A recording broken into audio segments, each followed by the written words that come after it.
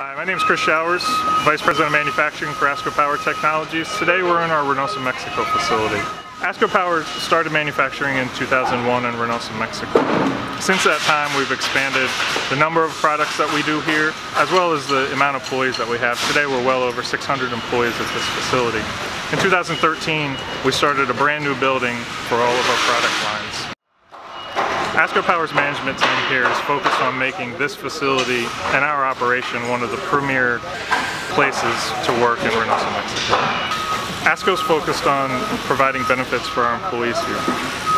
We offer transportation, we have a cafeteria that provides meals for our employees, and we have an activity center out back to play foosball on their breaks or during lunch to enhance their work day. We're also focused on recognizing our employees. Through each one of the workstations you can see digitized storyboards with milestones and accomplishments for that specific line, as well as appreciation for an employee that went over and above that month for everything they're doing for us as a company.